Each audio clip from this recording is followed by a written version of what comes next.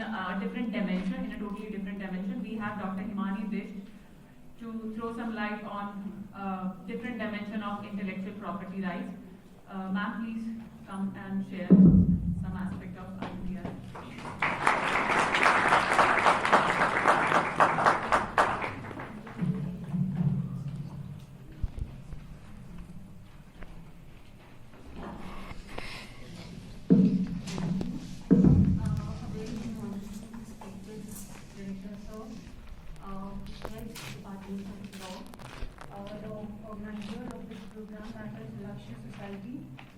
And faculty members, research scholars and students.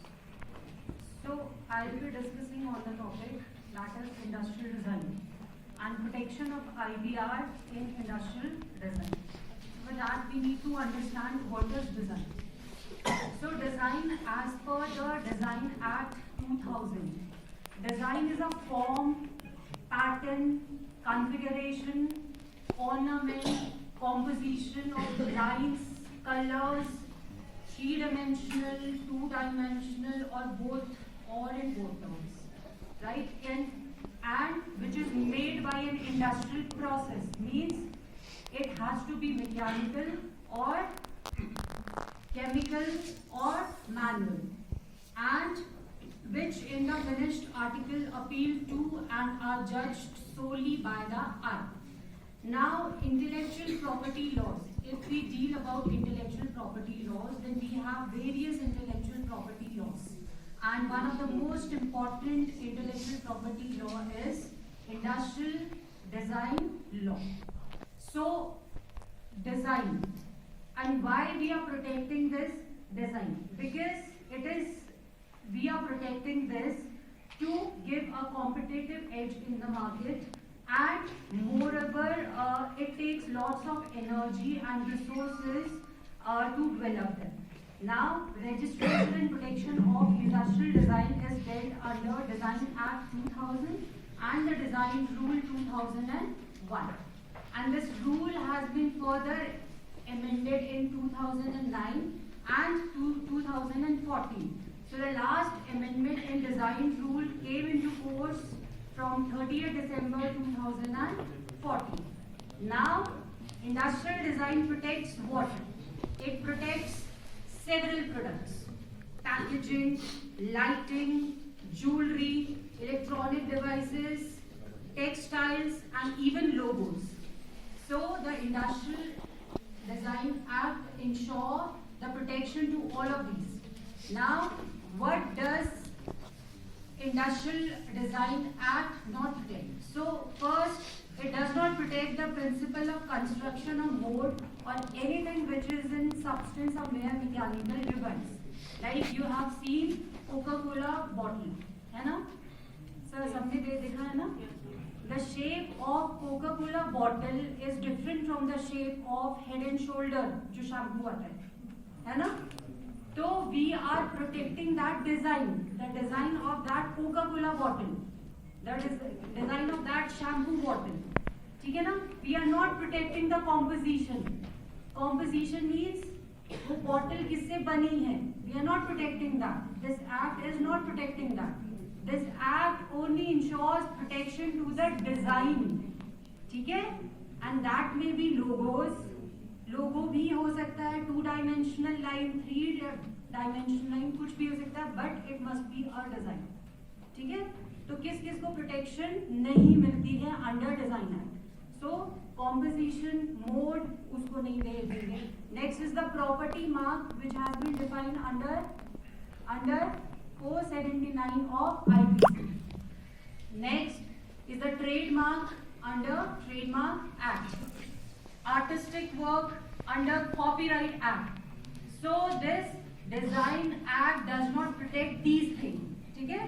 Next is who can apply for registration of design in India. So as per Section 5 of Design Act, any person who claims to be the proprietor of that design, ठीक है, can apply for registration of such design. So who is proprietor now? So it has been defined under Section 2J of this Act. So proprietor means any person for whom author of the design has executed the work in return for good consideration. He gets money to create that design for such person. So that such person is the proprietor. Fine. Second, a person who has acquired the design or the right to apply the design to any article. And third is the author of the design. Now, what are the essential requirements for registration under the Design Act? So, first essential requirement is novelty. Means the design should be novel and unique. Fine. Like I have mentioned one case law, that is Hello Mineral Water Private Limited versus Thermoking California Pure, 1999. Okay? So what was the dispute about? Dispute was concerning the water dispenser, which was cylindrical in shape. Okay? So Delhi High Court held that mere form or shape is not sufficient for the purpose of novelty. What needs to be ensured? The ultimate test is to consider that design with an instructed eye to locate the difference between the design previously published and the registered design. Means there should be a difference between the design. Okay? Now next essential requirement is judgment. Means that design should be judged by solely by the eye. Okay? Means it should be visible. Next is disclosure. Disclosure of what? It shouldn't be disclosed in public either in India or elsewhere. Means prior publication is not required. Okay? Next is distinguishability. Next is it should be significantly distinguishable from design or combination of design that are already registered or pre-existing or disclosed to the public. Next is public morality. Means you should not include any scandalous or obscene matter. You cannot create design of any scandalous or obscene matter. Okay? Next is the application. Means that design should be applied in some article. Jैसे the design of Coca-Cola. And what is the article here? Bottle. Okay? Glass bottle. Next is copyright. It should not include any trademark or property mark or artistic work as defined under the copyright. Now, what is the process of registration of design? So first you need to fill a design application form. After filling that form, a first examination report is issued within 1 month. Okay? If there is no objection in your proposal, then you will get the certificate of registration under section 9 of this act within 3 to 4 months.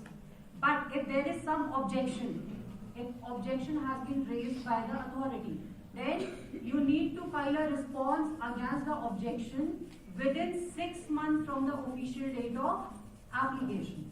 So this is the process of registration of design. Okay? Next, what are the rights which are ensured under this act? The first right is copyright in the design. Once your design is accepted for the registration, you get copyright on that design. So copyright in this act is for the purpose that it gives you exclusive right to apply a design to any article in any class in which the design is registered. Now, what are the duration of this copyright? That is 10 years, maximum 10 years. And then, can you transfer this right? Yes. You can transfer this right either through assignment or transmission. Now, next important topic, that is the piracy of design. Okay? Piracy of design. This act also ensure protection against copying or copying of a design for commercial purposes by a third party. Such an infringement will amount to piracy. Whether copying of design is done without written consent of the owner, it is considered as infringement. Apple for $2 billion IP infringement lawsuits. and more than $500 million, ठीक है, were for the design only. Means what Samsung has copied from Apple iPhone, that was the rectangular front face with corners, rims surrounding the bottom, and the shape of the grid. This was copied by Samsung from Apple iPhone. So they were charged how much? $2 billion, and for only design more than $500 million. ठीक है? So this was all about this design. So the thing which we need to ensure, that is we cannot copy design of someone else, or like if जैसे बहुत सारी cold drinks होती है, तो you cannot copy the design of one cold drink bottle. जैसे you must have seen that the Fanta and Coke दोनों के design में डिफरेंस है. Is it so? देखा है ना? So this is the purpose of Design Act, to protect the proprietor of that design from piracy. Thank you everyone.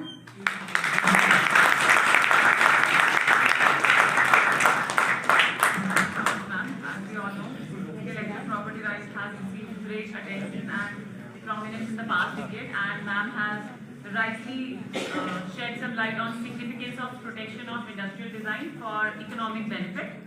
Okay, next in line, I would like to call Dr. S.K. Chaturvedi sir, Assistant Professor, Department of Law, SRT Campus, who happens to be a patent holder.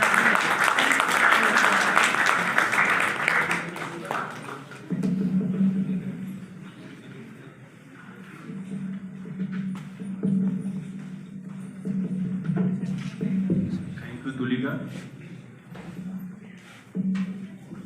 Respected dignitaries on the dais, respected faculty members, dear colleagues, research scholars, students from different departments.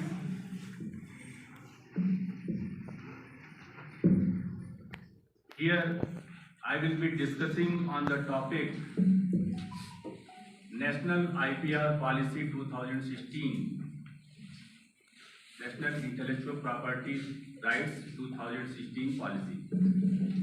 Before we start this point or this topic, first of all, मैं आपको ये बताना चाहूँगा कि जो title है workshop का intellectual property rights, ये इसका मीनिंग क्या होता है, क्योंकि किसी भी पॉलिसी को समझने से पहले हमें उसके टाइटल को जानना चाहिए कि हम इंटेलेक्चुअल प्रॉपर्टी कहते किसको हैं, और उसके बाद उसके राइट्स की बात आती है. उसके बाद जब हम राइट्स की बात करते हैं तो उसके कानून हमें कौन सा प्रोटेक्शन उपलब्ध कराता है.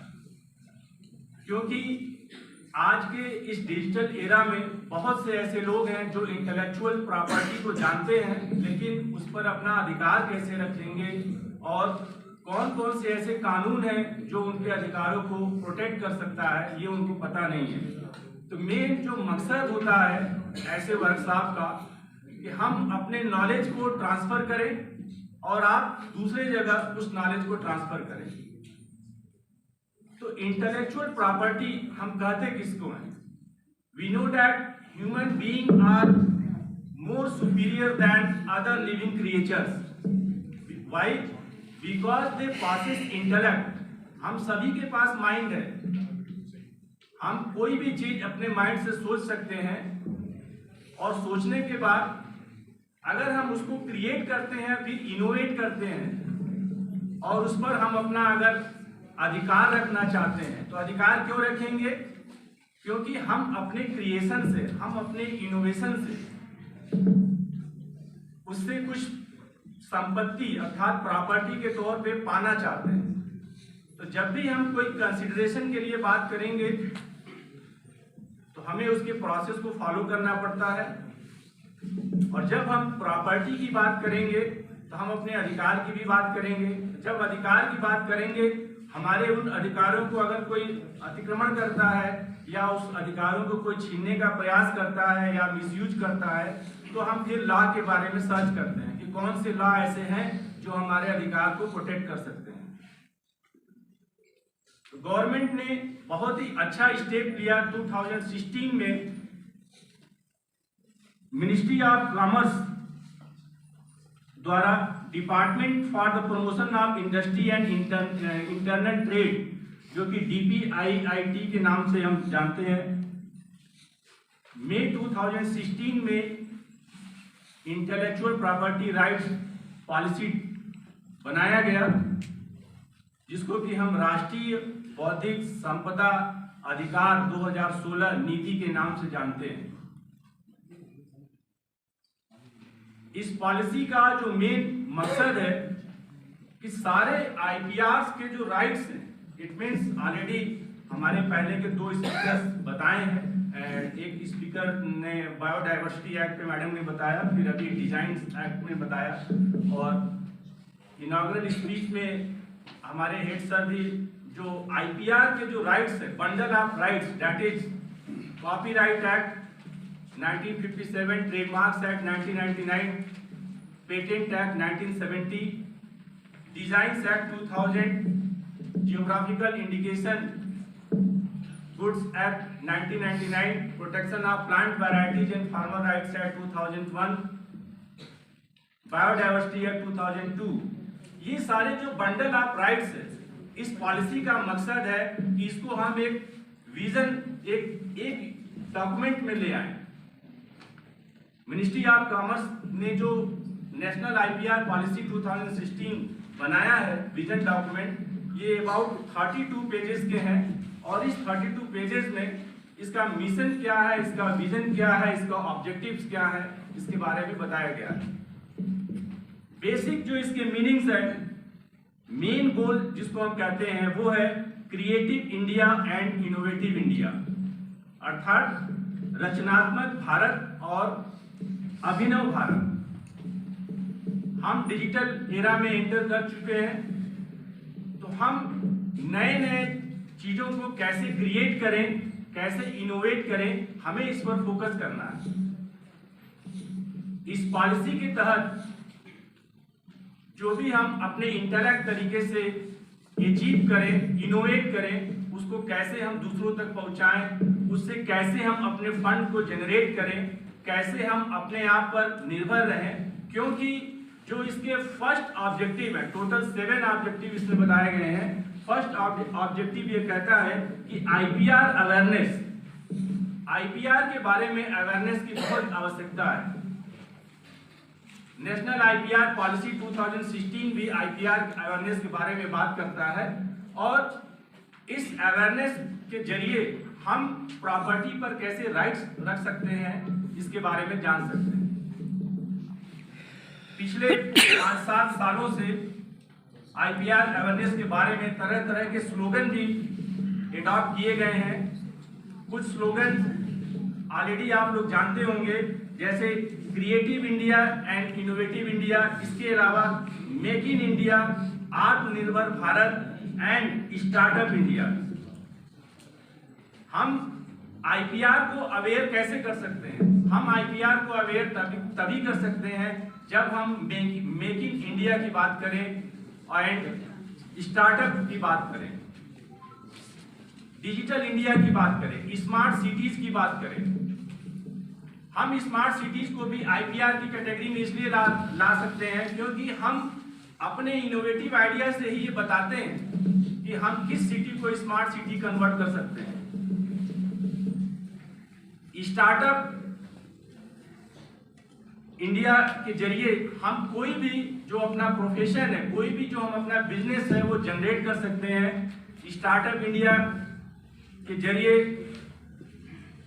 कोई भी अगर आप ओन बिजनेस करना चाहते हैं तो वो आप कर सकते हैं। गवर्नमेंट ने इसके लिए कई सारे स्कीम्स की भी व्यवस्थाएं की हैं, और उस स्कीम के जरिए आप स्टार्टअप इंडिया को, स्टार्टअप अपने प्लानिंग को आगे बढ़ा सकते हैं। इसके अलावा सेकेंड जो इसका ऑब्जेक्टिव है वो है जनरेशन ऑफ IPR। हम IPR को कैसे जनरेट कर सकते हैं? IPR को जनरेट करने के लिए पिछले 5-6 सालों में ये देखा गया है कि जो पेटेंट फाइलिंग है, पेटेंट फाइलिंग में बढ़ोतरी हुई है, बट इंडिया का जो परसेंटेज है वो अभी भी पेटेंट फाइलिंग का कम है। तो हमें आईपीआर को और अवेयर कराना है ताकि हम जो इनोवेटिव आइडियाज हैं, जो क्रिएटिव आइडियाज हैं, उस पर हम अपनी मजबूती से कायम कर सकें। पेटेंट डे बाय डे हम सोचें, कोई भी चीज को हम इन्वेंट करें और उसको आगे के लिए अर्थात उस पर हम अपना कैसे राइट्स रख सकते हैं, उसके लिए पेटेंट कराएं। तो इंडियन पेटेंट एक्ट 1970 आज जरूरत है इनोवेटिव आइडियाज और क्रिएटिव आइडियाज को मजबूत करने के लिए। नेशनल आईपीआर पॉलिसी 2016 को स्टैंड करने के लिए हमें पेटेंट कराना बहुत जरूरी है, क्योंकि कोई भी चीज आप इनोवेट करते हैं तो इनोवेट करने से आपका काम नहीं चलेगा। हम लंबे समय तक कैसे उस पर अपना अधिकार रख सकते हैं, हम कैसे प्रॉपर्टी जनरेट कर सकते हैं, कैसे लोगों को और उसमें इन्वॉल्व कर सकते हैं। पेटेंट फाइलिंग की जो प्रोसेस है नेशनल आईपीआर पॉलिसी 2016 में और मिनिमाइज किया गया है।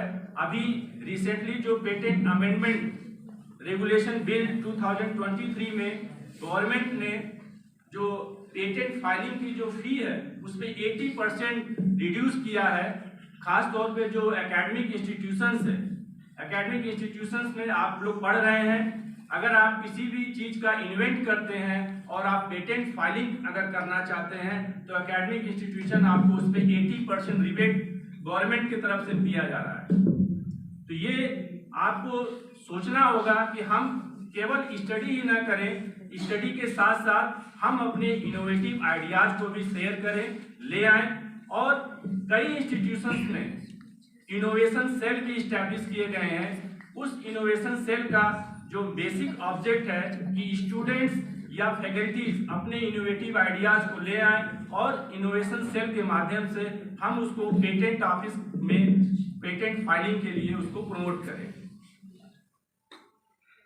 अदर जो ऑब्जेक्टिव है, चूंकि हमारा जो टाइम बाउंड है 10 मिनट्स का है, बट हम और आपसे इस पे बताना चाहते थे, लेकिन फिर कभी अवसर आएगा तो हम बताएंगे। नेशनल आईपीआर पॉलिसी चूंकि 32 पेजेस के हैं और इसको जस्ट 10 मिनट में कंपाइल करना मुश्किल है, तो मैं कंक्लूड में अपने यही बात कहूँगा कि हमें नवाचार को बढ़ावा देना है, विदेशी निर्भरता को कम करना है, स्वदेशी इंडिया अपनाना है, मेक इन इंडिया अपनाना है। हमें स्वदेशी प्रोडक्ट जो कि जीआई में कई सारे अभी बताए थे कि 27 जीआई का टैग हमें मिला है, तो ये सारे सिम्टम्स क्या है, ये हमें स्वदेशी प्रोडक्ट्स की तरफ अटैक कर रहा है। और मेक इन इंडिया, आत्मनिर्भर भारत फैसिलिटेट करना है स्टार्टअप को। इन्हीं शब्दों के साथ मैं अपनी वाणी को विराम देता हूं और लक्ष्य सोसाइटी को बहुत बहुत धन्यवाद देता हूं कि उन्होंने हमें अब कुछ बोलने के लिए अवसर दिया। धन्यवाद।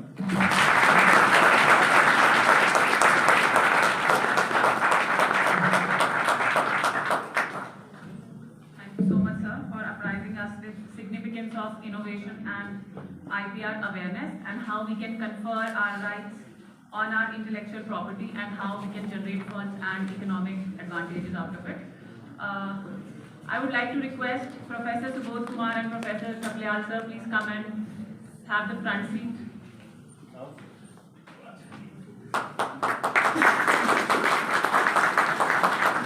With the speeches, I would like to now. होना चाहिए चीजों को समझने का, बताने का, बोलने का। हर चीज लॉजिक है, each and everything is logic, logic and pattern, logic and pattern, इससे बढ़कर कोई चीज नहीं है। लॉजिक जैसे हम कहें कि अब लॉजिक को कहाँ जोड़ रहा हूँ, समझिएगा आप बात को कहाँ जोड़ रहा हूँ। यहाँ पे हिस्ट्री के बच्चे हिस्ट्री के बच्चे चलो ठीक है, जब हम कॉम्पिटिटिव की तैयारी करते हैं या जब हम कंपटीशन में जाते हैं तो हिंदी, ज्योग्राफी, मैथ्स सब एक हो जाते हैं ना। वैसे जैसी कॉपी क्या हो गई थी, ब्लैंक हो गई थी सबके, तो सब एक हो जाते हैं। आपने एक बड़ा सा एक फेमस सा रिवॉर्ड मुझे अचानक स्ट्राइक कर गया यहाँ पे, नील विद्रोह या नील विद्रोह से पहले उसके बाद अगर बात करें नील सत्याग्रह, सुना ना आपने? चंपारण में हुआ था, चंपारण, पूरी चंपारण में हुआ था। महात्मा गांधी उस वाले से ही बने हीरो, और आज भी हीरो है, ठीक है, और आगे भी हीरो रहेंगे। अब बात समझिएगा, हम पे बड़ा आप लोग पढ़ भी रहे होंगे, तैयारी कर रहे होंगे, शायद आपने कोई समूह की सबकी तैयारी कर रहे होंगे। हम पढ़ते हैं कि नील विद्रोह हुआ था, भाई नील सत्याग्रह भी हुआ था। सत्याग्रह जो 1917 में जो हुआ था, उसके पीछे कहीं ना कहीं पेटेंट आएगा बीच में, समझिएगा बात, तो कहां से कहां चीज जुड़ेगी।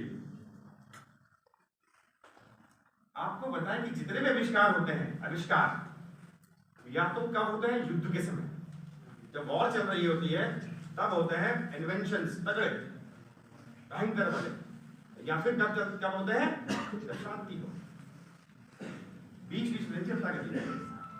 या तो गुप्ता पीरियड में हुए होंगे बहुत सारे इन्वेंशंस, गुप्त पीरियड ना, स्वर्णकाल, या फिर first world war, second world war में खतरनाक इन्वेंशंस। फर्स्ट वर्ल्ड वॉर चल रहा था, उसी दौरान जर्मनी ने एक बड़ा काम कर दिया। क्या काम कर दिया? सिंथेटिक डाई, सिंथेटिक डाई का इन्वेंशन कर दिया। डाई मतलब अरे कपड़ों को रंगने वाली डाई, कपड़ों को रंगने वाली डाई सिंथेटिक तरीके से बनाना शुरू कर दिया लेबोरेटरी में, और उसका इंडस्ट्रियल प्रोडक्शन भी शुरू कर दिया। पेटेंट भी लिया होगा वैसी बात, मतलब चीजों का क्या इन्वेंशंस हुआ, और उसका इम्पैक्ट कहां पड़ा? भारत पे। कैसे पड़ा भाई? 1915 के आसपास हुआ है आपका सिंथेटिक डाई का इन्वेंशन जर्मनी में। जर्मनी हमारे क्या था, गेस था? अरे हम वो किस पे था? अरे वर्ल्ड वॉर सुनिए, first world war, second world war, third fourth fifth, कितनी हुई है? कितनी हुई है भाई? वही ना, आपने हाँ वही है ना। फर्स्ट वर्ल्ड वॉर के दौरान सिंथेटिक डाई का इन्वेंशन हो गया, जिसका बहुत बड़ा, उससे पहले क्या था, कहानी क्या थी? उससे पहले इंग्लैंड यानी ब्रिटेन बहुत बड़ा प्रोड्यूसर था, कल्टीवेटर नहीं कह सकते, प्रोड्यूसर था, जिसका इंडिगो का, नील की खेती होती थी बेसिकली ना, और भारत में बड़ी अच्छी होती थी। अब इन्वेंशन हो गया तो सस्ता, अब सस्ता मिलेगा ना, सिंथेटिक चीज तो सस्ती मिलेगी। और यहाँ नुकसान किनको के? मिल मालिकों को, जो बड़े बड़े थे, जो डाई बना रहे थे। तो कहा भैया, सरकार को कहा गया, ब्रिटिश सरकार को कहा गया मालिकों द्वारा कि भैया हमें नुकसान हो रहा है, क्योंकि जर्मनी ने ऐसा कर दिया, वॉर चल रही है, हमारे अगेंस्ट कई चीजें, हम अब किस पे लगाएंगे एक्सेस, या जबरदस्ती नील किससे उगवाएंगे, हम इंडिगो किससे उगवाएंगे?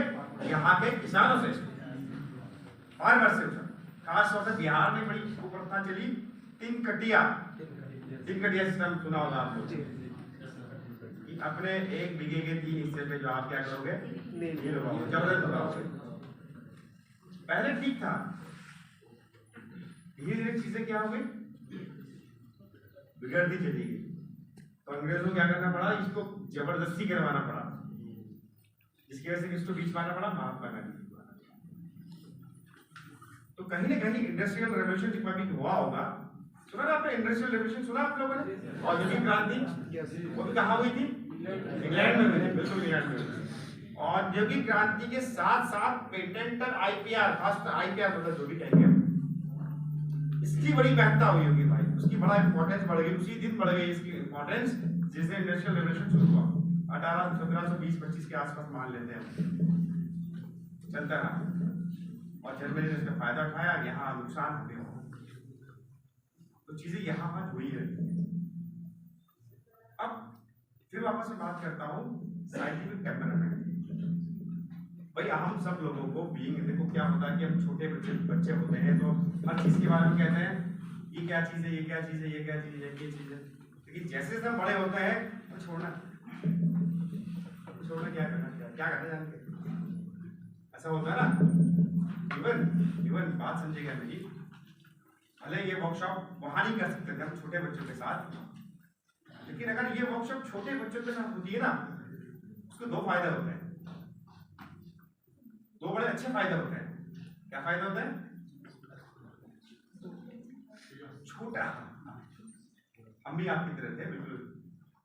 छोटा बच्चा क्या करता है, यहाँ सुनता है और घर जाके बताता है, मम्मी पता आपको क्या होता है ऐसा, पापा पता है, चाचा ये सब तो बताता है। लेकिन जैसे बड़े होते हैं ना, मैं आपके बुराई या अच्छाई की बात नहीं यहाँ पे, ह्यूमन बिहेवियर की बात कर रहा हूँ। जैसे बड़े होते हैं, ठीक है आए थे चले गए, ऐसा होता है, हो रहा भी है और होता भी है, पर ये नहीं होना चाहिए भाई, क्योंकि ये इसलिए हो रहा है, मैं बताऊं क्यों हो रहा है ऐसा, क्योंकि साइंटिफिक टेम्परामेंट धीरे धीरे खत्म हो रहा है, हमारे इस तरह से खत्म हो रहा है। हम लोग चीजों को जिज्ञासापूर्ण नहीं, जिज्ञासा के साथ नहीं समझ रहे हैं और ना सीख रहे हैं। वो बहुत जरूरी, ये भी बहुत जरूरी है, कहे तो ये भी एक IPR का पार्ट बन सकता है कि भाई चीजों को समझना, इम्प्लीमेंट और समझ के इम्प्लीमेंट भी करना है। बहुत अच्छा एग्जांपल मैंने मैम का, किसी का सुना था मैम का, जिन्होंने कहा कोका की बोतल वैसी ही रहती है, वैसी थम्स अप की बोतल जैसी वैसी थी हमने बचपन से, आज भी ऐसे ही है, और कोई और नहीं, मिरिंडा वाला नहीं बना पा रहा उसको, कोक इवन जो भी है नहीं बनाते, क्योंकि क्या है उनके पास ये उनकी बौद्धिक संपदा है, डिजाइन है, उस डिजाइन में बौद्धिक संपदा का पार्ट है। फॉर एग्जाम्पल अगर बात करें राघव जुवाल का नाम सुना होगा ना आप लोगों ने? yes, sir. अब मुझे नहीं पता कि उसने उसका कॉपीराइट लिया है डांस का अपना, लेकिन जब से राघव जुवाल ने वो कौन था डांस जो भी करता था उसका नाम सुना होगा, कई ऐसे आ गए, तो मुझे नहीं पता कि उसने उसका किया होगा नहीं किया होगा IPR का जो भी है, ठीक है। तो हमारा लास्ट में मैं सबको थैंक्स करते हुए, खास तौर से आप बच्चों को, आप पार्टिसिपेंट को, आप लोगों ने इस वर्कशॉप में पार्टिसिपेट किया और इतनी तन्मयता से, इतने ध्यान से हम लोग को सुना, तो बहुत बहुत आप लोगों का धन्यवाद। और अंत में फिर कहूँगा कि एक चीज अपने अंदर हमेशा रखिए, जानने की इच्छा, और जानना ही नहीं बल्कि जान के उसको आगे इम्प्लीमेंट भी करना है। और भले बहुत छोटी चीज हो, डजंट मैटर कि बड़ी बड़ी चीजें सीखनी है हमने, चाहे वो छोटी ही चीज। तो इन्हीं शब्दों के साथ मैं सबका धन्यवाद।